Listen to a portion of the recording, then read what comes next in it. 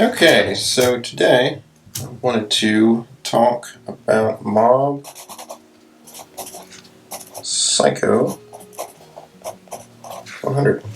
I'm familiar with it, and I read part of the comic a while back, and now I've gone back and just rewatched the first episode, and I just wanted to kind of take it apart and see what we've got going on here, what does well, and what else doing poorly. In this case, mostly well, especially because it's the first episode, but in terms of, it's a great series, so we won't have too much negative things to say about it or anything like that. So, start off, what I kind of want to do when breaking down a story is I really want to take each part, scene by scene, and kind of see what does this scene do, how does he do it, what's well here, what doesn't work so well, and all the little bits and pieces and the parts from there. Just because I think it is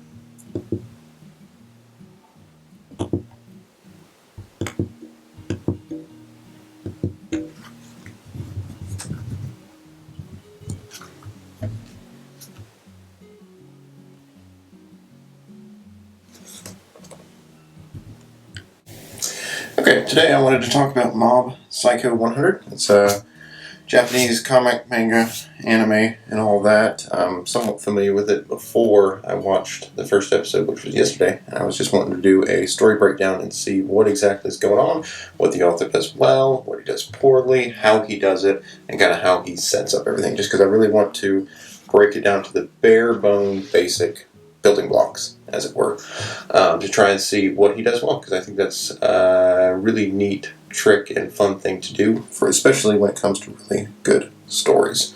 So, just an introduction to myself. My name is Jeff Cassidy, and I am going to be breaking down the story. We'll put me right here. Give me some anime here. There we go. Okay, so basically, for Mob Psycho, what we have is essentially it's a story in which spirits and ghosts and all that stuff exist in a world, and what we're introduced to is we're introduced to one of the main characters. Now, this story is a bit interesting because the point of view is shared to a large degree. What we have is we have the main psychic guy. I can never remember anyone's name, so we're going to call him Head Psychic Guy until I can recall it. Let's see, main Psychic Guy. Right here. We'll do his haircut. Let me see what his haircut looks like. Like that. So that's him. He is a alleged psychic, and he is hired by folks to cure them and solve their issues. Kind of like a play on the old detective series where he's hired by a damsel in distress to solve the problems that she's having due to ghosts and such, and no one will believe her. So we start off with this point of view, and the series is a comedy, largely comedy, kind of somewhat slapstick, not quite, but it kind of has that atmosphere where a lot of the emotions and everything is over exaggerated for it. But the point of view shared is always a bit interesting because what we have here later in the series, we're introduced into Mob, or in this case, our main character. And basically, it's always been interesting when you have ones where the focus kind of seems to be a bit shared in between the main character. Because what it does is it lets you kind of balance out the story and flesh it out, and the audience gets kind of used to seeing the story from different points of view. So it's less a single focused narrative and more of one where you have all these different views coming in to the same story. So that way, one, the audience is kind of used to it. Two, it allows him to explore other avenues, and you don't get this same feeling as you do from some of the other stories where it's like, okay, this is not just a side story or side quest, as it were, and I could just ignore this part, kind of snooze. There are a lot of characters that people will build up in order to just use as almost ingredients in the main story. So just use them and then add it to the main one. Here's some ingredients, some bubbles. Use them as main ingredients for another story, but then this whole background quest is just to inject them into the story so then they get used up. A good example of this is going to be from X-Men. I remember this one. This was a particularly bad example. Well, it's bad in the sense that it was very obvious what they were doing, where they had, basically it was Magneto's wife and child. Basically, we had I don't remember what it was, 5-10 minutes or some sort of intro scene where he goes back and tells all about his wife and child, all the way for them then to just immediately go up and be killed.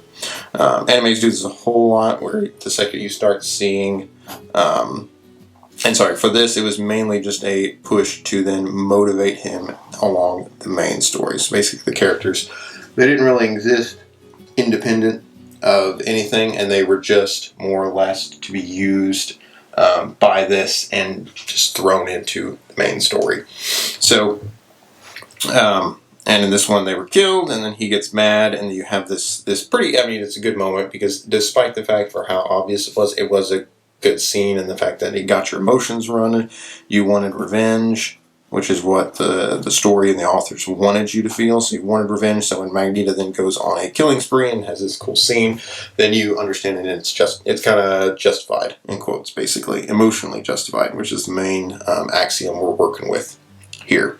So if you kind of do it from the onset, where you have this shared point of view, you can kind of also use it to develop each individual story. So what we've got kind of then is we have a shared plot line where we have the psychic guy and then Mob. Let's see, I don't remember how his hair went, but his hair is dark, so we'll go with that.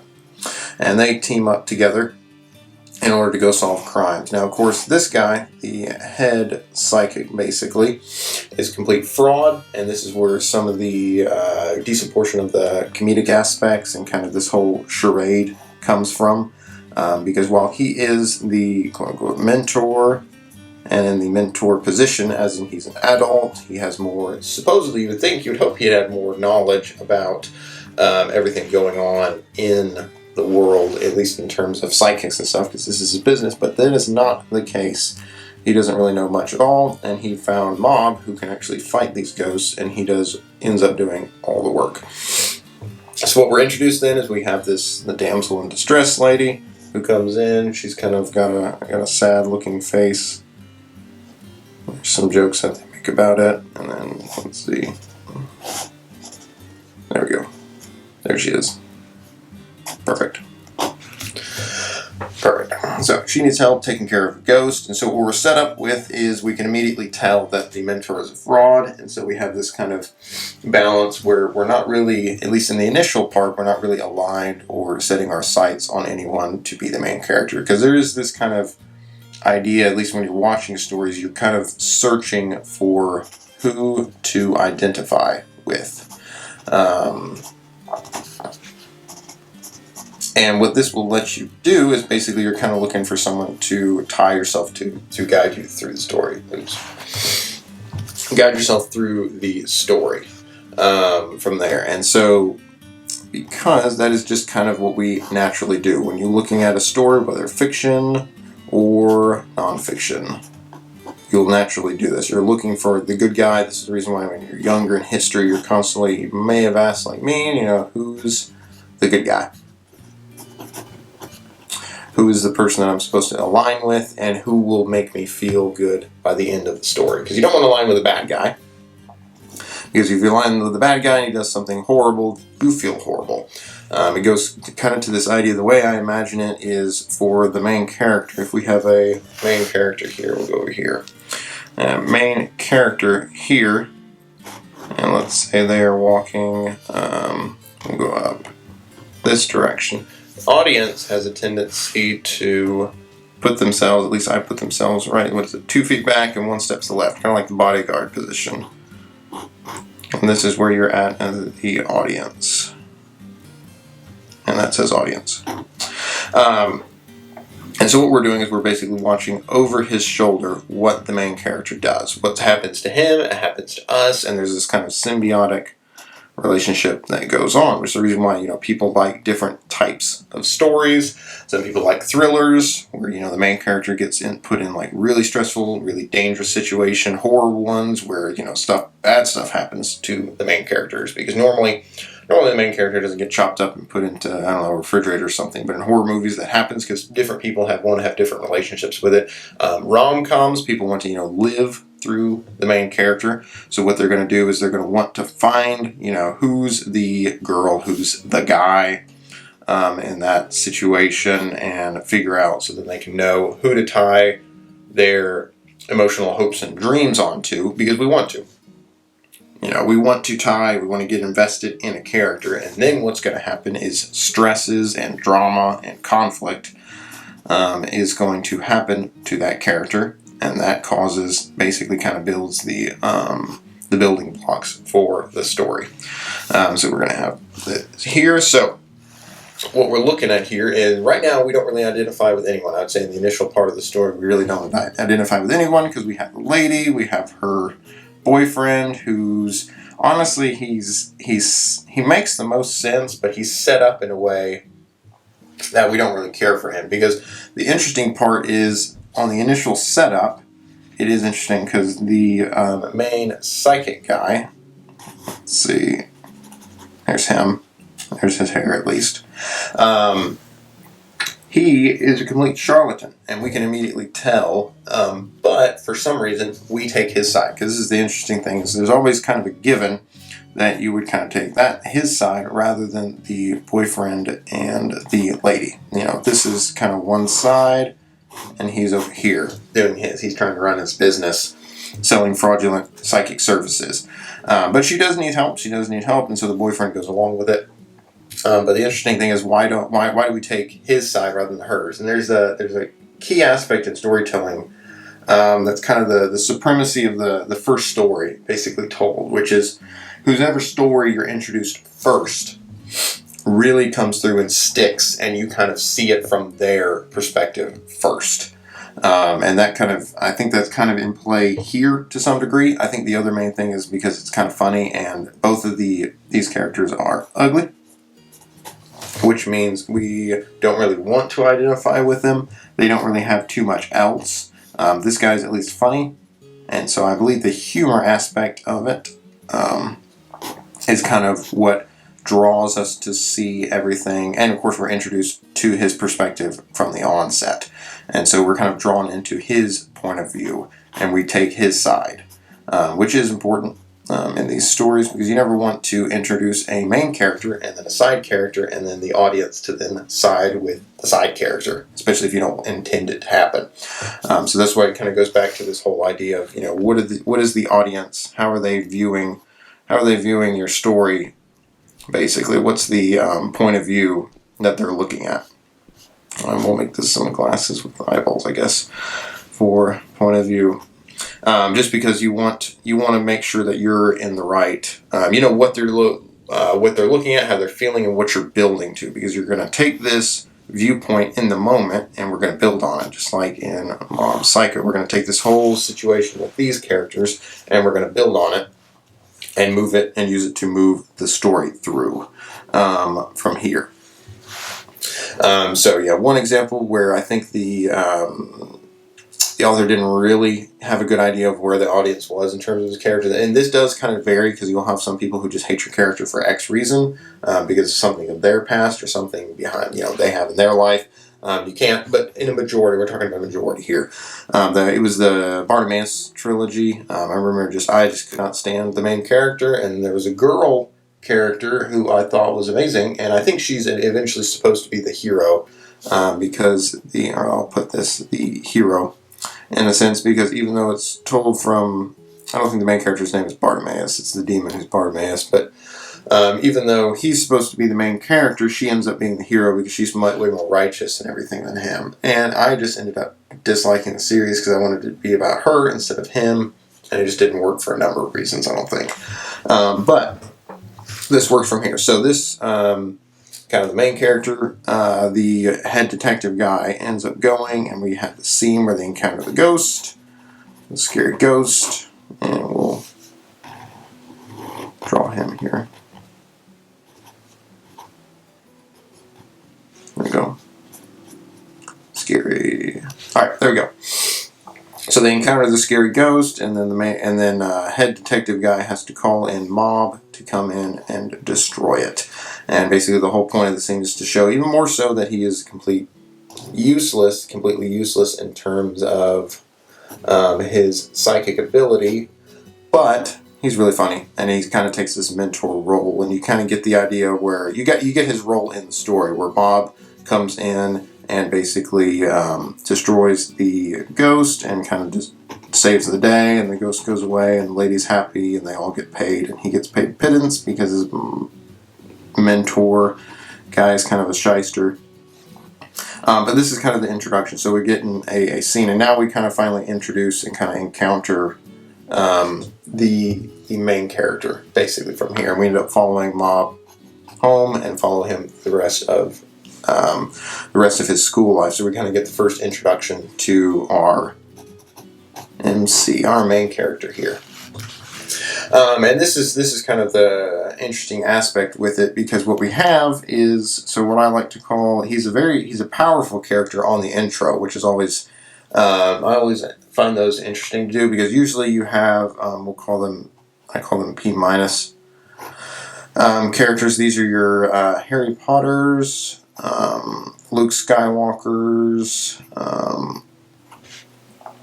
there we go. Frodo's, kind of these characters, maybe not Frodo, but these are your characters. Any young adult main character is going to be P minus character. So the interesting thing here is Mob is probably a plus, and I rank these in terms of capability and power. So let me go ahead and show you that.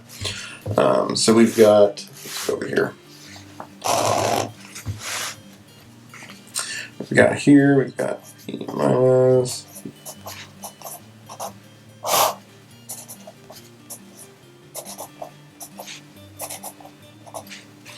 Yeah, so these are the different metrics with which I kind of think of characters in terms. And this ranking is built on capability.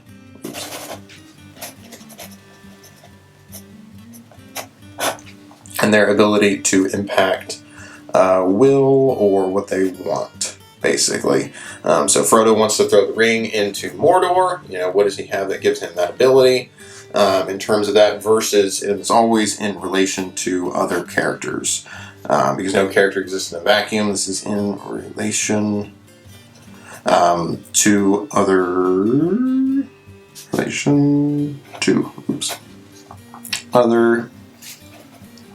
characters.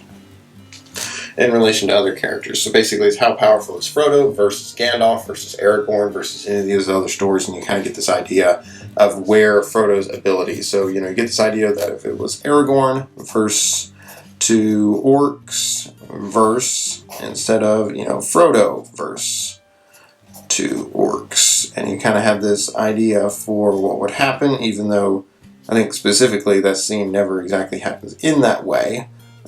But you kind of have an idea for who's going to come out at the other ends. Frodo's going to die, and Aragorn's going to kill the orcs. So all that's to say, so what we have here is, instead of having a normal P minus character, this is also for anime. This would be your Naruto, Luffy, Ichigo. Kind of any character where they usually always start off in the dregs, as it were, of course, because that's kind of part of the arc in a lot of these stories, where they start off knowing little to nothing, and they're surrounded with other characters. This is your Kakashi characters. P pluses are kind of your more powerful ones, like we'll say Kakashi, Ace from One Piece is here. Let's see. Ace is here, kind of in this character role. P over, I call it P over, but I'm not quite sure what I'm going to call this one, but this is the P over plus. You see, they're the P most powerful characters. These are your Gandalfs. Let's see. Gandalfs, your Dumbledores. Dumbledores and Obi-Wans from episodes 3, 4, 4, 5, and 6. Everything. These characters, these ones in particular, usually end up playing that mentor role. I'm trying to think of the guy from Aragon. But the guy who plays the Obi-Wan, basically from Aragon. All these characters play this entire role, which is this kind of overpowered character. So we're introduced to Mob, and so our introductory scene is basically him proving to a number of adults that he is a master psychic and can destroy, and he's very high level, and he can destroy ghosts, which we understandably realize that no one else can do. No one else can do. So no one else can do that. And so now that we've kind of figured out that no one else can do this, what we're looking at from here is basically, let me go ahead and, there we go. No one else can do this, so we realize that kind of this guy,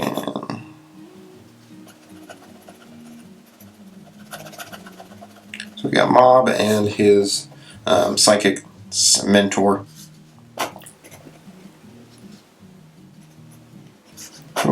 This is Mob. So we're introduced with this as a team. So we're kind of introduced with Mob basically as a P+ character, as in he can handle himself in terms, and this is always in realm of the story. So different stories will have different measures of capability. So you have a sports story about, let's see, cricket. Let's say cricket. I remember watching this movie when I was real young. It was about the Indian team, I think, against the Royal British team. It was about the Indian team Pakistani. One of the teams who was fighting against him was kind of this, it was a great story, great sports movie, but it basically was about the first time the Indian team fully beat the English team about it. So you have this cricket. So basically, once I move from this psychic ghost story over to cricket, then we have different capabilities. So then the way characters are measured is how good they are at X, basically. Let's see.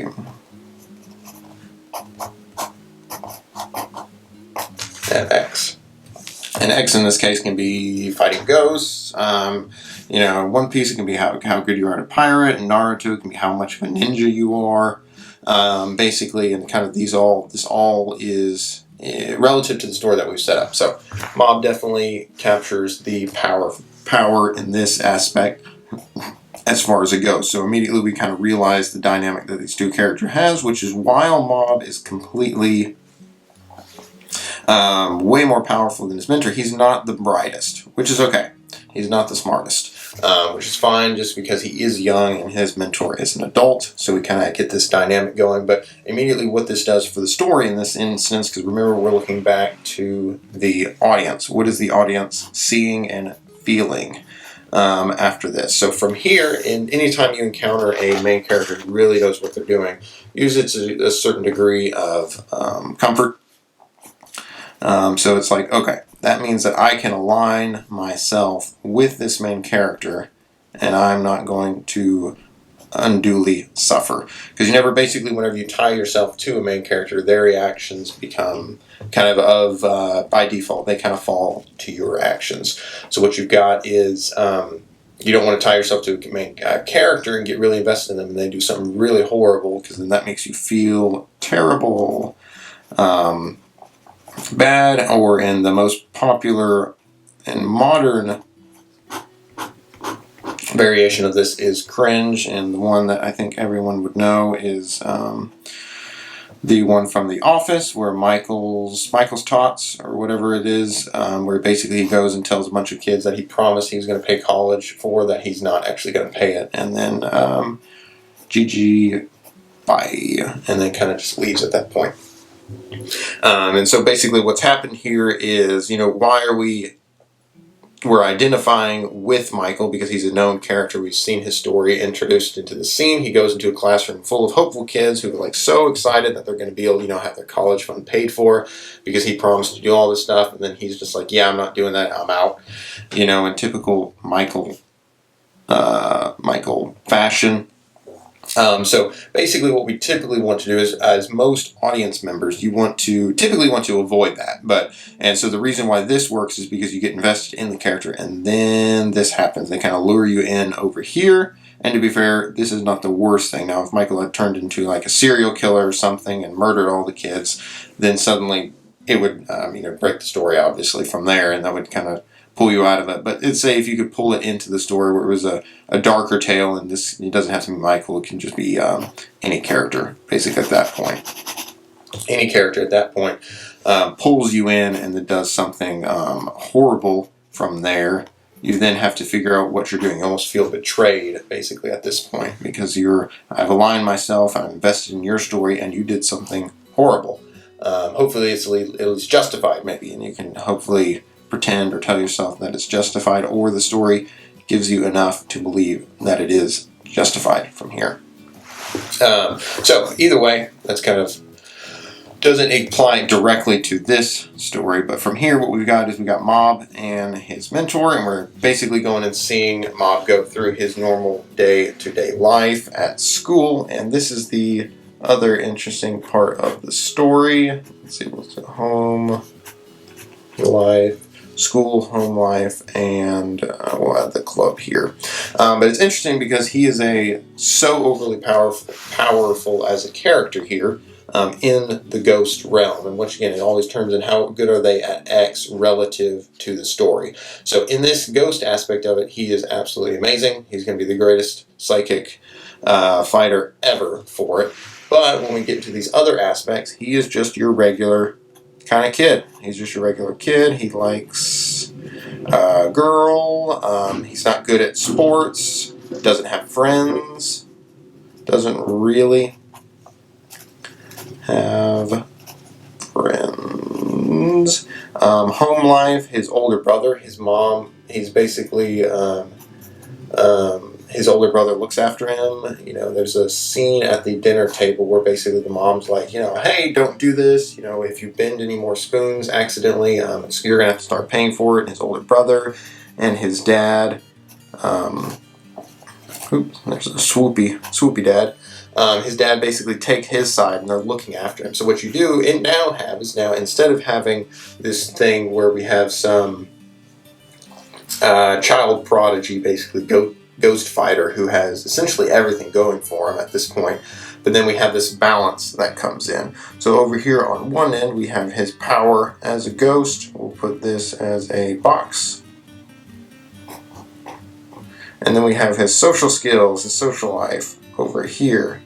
And this kind of balances him out and gives our character a nice bit of kind of just innocence, basically. Innocence allows him to go through and be a normal person, which is important because he's the main character. So we're going to be taking his side, and it is helpful for the author and everything for it to identify with him. And if he was good at everything, on one hand, if he was good at everything, if he was all-powerful, he was really good at fighting ghosts, and he could make money when he was in middle school that no one's ever seen, and no one can ever touch him because he can immediately crumple them like a tin can.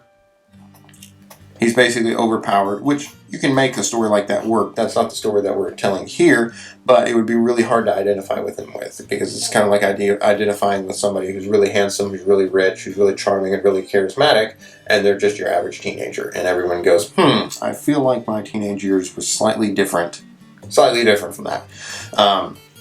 So from there, what we're looking at basically is this balance where it comes back to where we've got kind of a balanced character. He's intriguing too, because there's this potential that he could fail in some aspect now. Because when you make a character overpowered, basically, you have to make the option to.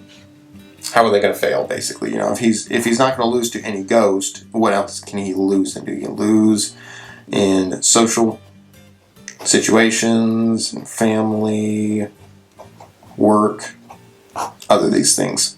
Now, these things don't matter dramatically so, because we can kind of tell by the tone of the story and everything that it's kind of a comedy, it's kind of lighthearted, and that we can have this It's not going to be the end of the world if he kind of goofs up in one of these situations, but it also lets us identify with him endearing. It also adds the drama and conflict to the story to some degree. Because now immediately we don't know if he's always going to win in his ghost fights, but remember the drama that comes from all this comes from the conflict, which basically comes from, I'm running out of paper here, but it comes from the potential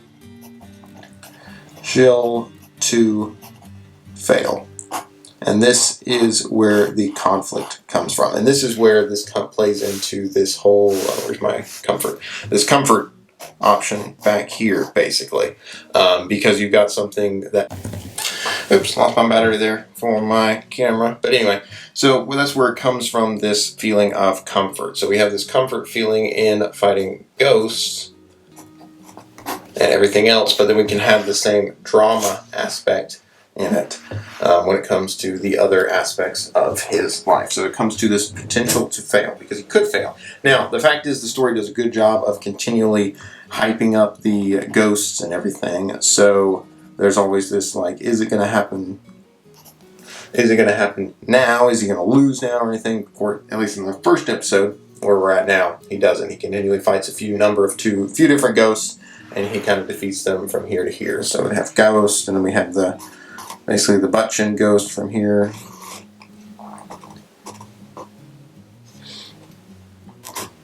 I don't remember what he looked like, but he did have a mustache. There we go. Kind of like Kirby, but he goes through and defeats all the different ghosts, so it adds to this kind of comfort feeling. So this is kind of when we get the idea of this is the type of story we're telling, where it's not going to be super tense, but it is going to be dramatic, or we're going to have some fights, and we're going to have a comedy because it's pretty lighthearted.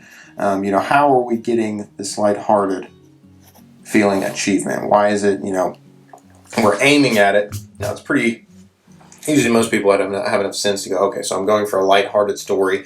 Don't include X. We're not going to include murder, other things, and all this dark aspects that kind of make a story dark, but we can kind of see this play through in this story, where it's like, okay, so it's a lighthearted story, but how did we get here? How did he do this?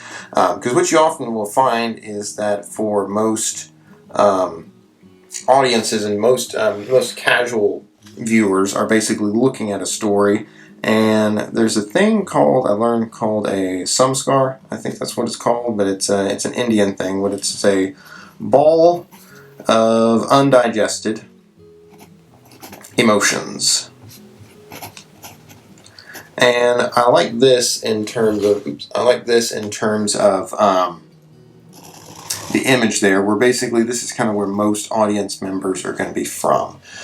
They're looking at a story and they're not fully understanding how they got here, but they know what they feel. They know what they're feeling, basically. So this part is a bit, warbly, and they're not quite sure, but at the end of the day, then they're like, okay, I feel good, or I feel scared, or anything else from there. They can kind of understand exactly how they got here. And there's obvious aspects where it's like, why did I feel scared during a scary movie? Well, jump scares or anything like that. But then you kind of get to this other question of what made one movie scarier than the other? What made the Babadook scarier than Signs, or vice versa, or something? What about each story kind of plays into it? And then so as you start breaking down, you start realizing that these little bitty, each scene is a building block that's building an emotional response that you're aiming for in your audience from here. So you've got a bit of lighthearted comedy, you've got something that's dark and tense, you got something like this, you got this, and basically then all this is going to combine, and it's going to combine into this unrealized or undigested emotions that's going to happen here. And then this is going to provoke a response in your audience. And the question here is, what response are you after? And that kind of will tell you if you're successful in your idea or not. And this is kind of where I wanted to go as far as taking the story down. It's just kind of talking through and identifying some of the kind of the basic things that he does really well with Mob Psycho 100 and everything. What he's doing in terms of point of view, what he's doing in terms of just kind of the character balance, where we have this overpowered character, what he's doing to kind of balance and make sure that the story actually still makes sense and works. Because from our point of view, it's always funny to see, because a completed story always looks easy. But it didn't start off this way. Because he would have had to craft this story from the beginning, and he would have had to go through probably some iterations and trying to figure out, what do I want my character? So we as story writers and storytellers, what we're going to have to do for our own stories is we're going to have to look at an unfinished product and kind of work forward, as opposed to working from a completed story and working backwards. And that's kind of the two different ideas that we're going to be having to just juggle, basically, in terms of being story writers. Because, if we all had our completed stories, we wouldn't really have to, you just spit it out and it'd be done at that point. But from here, so I hope you guys enjoyed it. I appreciate you guys listening through to the end, and I hope you guys hope you learned something, and hope you have a wonderful day. Take care.